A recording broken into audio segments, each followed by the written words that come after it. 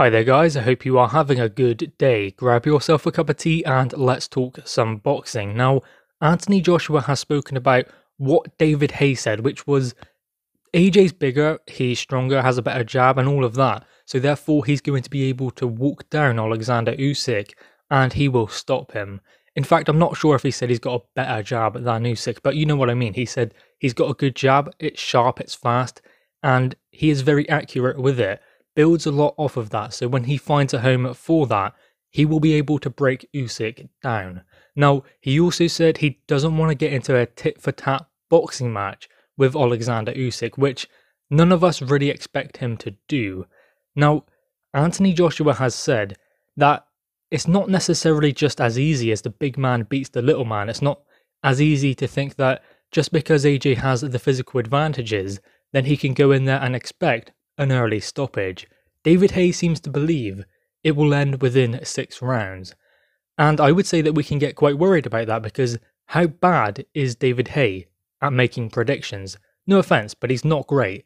He's predicted many fights over the years and they often go the opposite way. So that does tell you that this is going to be a tough fight, if nothing else, for Anthony Joshua.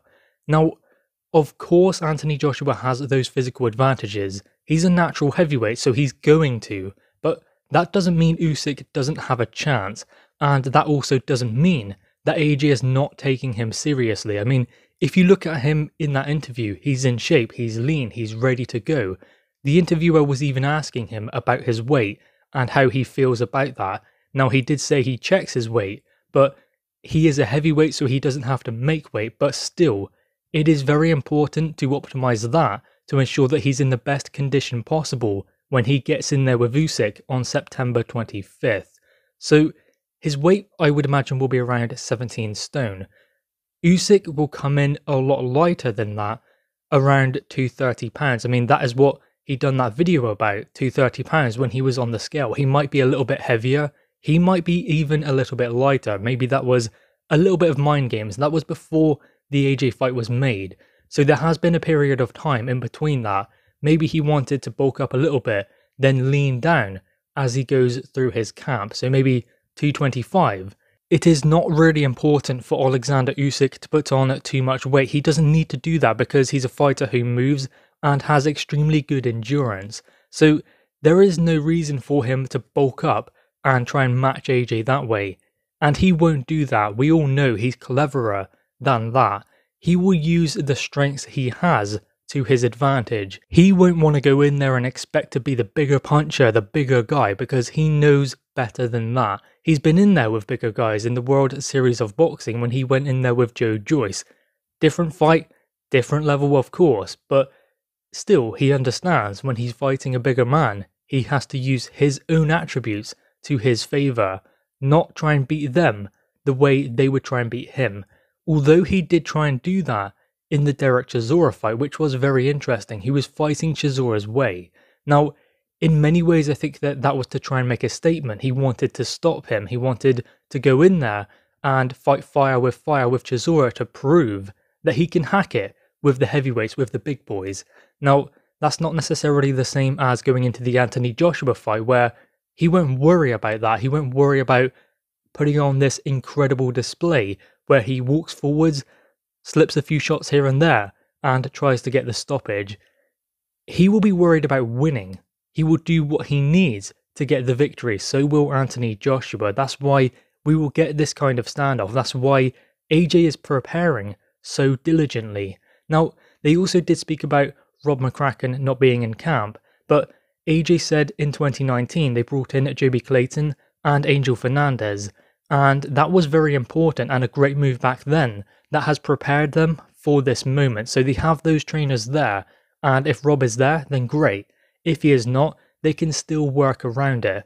It's not like they have brought those trainers in for this training camp. They have been there since 2019. So there is a clear foundation for those trainers working with Anthony Joshua. They have a good working understanding, having had 2 fights together, which is great, and really did get them ready for this moment. Now Rob McCracken is back, they can really start fine-tuning the training in prep for September 25th.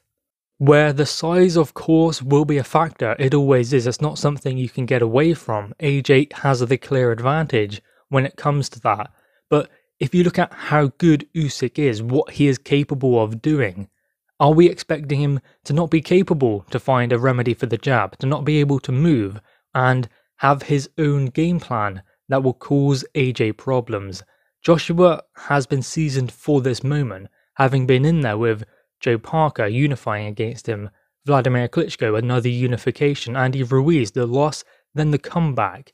So those fights have gotten him ready. Even the one against Dillian Whyte, that is a very important fight for him because that taught him not to get too emotionally involved, which he did in that fight. He still came out on top, but he learned in that contest that sometimes you have to make sure you don't get emotionally involved and fight the fight you are supposed to be fighting. Use the game plan that is put there by the coaches.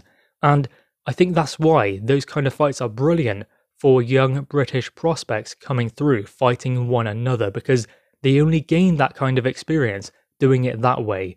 And that could be something that is missing when they get to the top. It is not for Anthony Joshua because he went through it with Dillian Whyte. Again, Dillian Whyte, a smaller opponent. I mean, I know he's quite heavy, but he is on the smaller side when it comes to height. He does have long arms, so he doesn't really have a huge reach advantage over Dillian Whyte, which does make it a little bit more difficult when it comes to using his jab and trying to find that range, especially when he's fighting the way he did against Whyte. But still, Whyte was a shorter heavyweight who gave him problems. Andy Ruiz, a shorter heavyweight, that gave him problems. The only difference this time is the weight advantage also that Anthony Joshua will have. But he is leaning down, he's a lot lighter, so he will be fighting Usyk's fight in some ways at some points in the contest, albeit he will have his jab flowing, and he will force Usyk to be the one who has to come to him. Usyk has to try and close that distance somehow. He cannot box at range. If he tries to do that, then Anthony Joshua will be able to pick him off. But if he gets in close, then he can try and start working down to the body and try and break AJ down. But there is that uppercut, there is the hooks as well, that Usyk has to watch out for. AJ said he is practicing throwing punches in 2s and 3s, maybe even 4s, instead of just throwing one punch at a time. He has never been that kind of fighter, like, say, Deontay Wilder.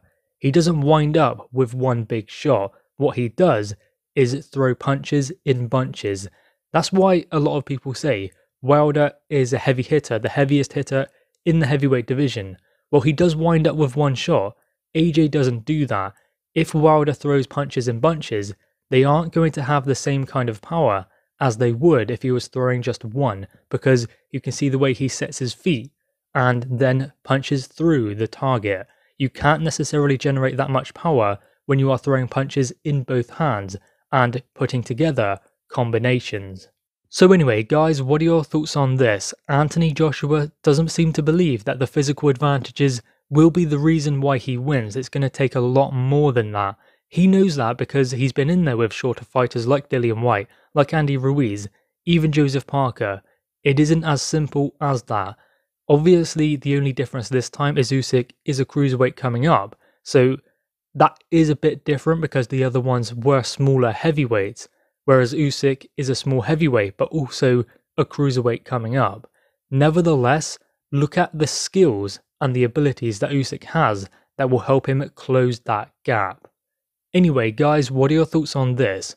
Make sure you leave your thoughts in the comments below. Also leave a like and grab that subscribe button. Thanks, guys.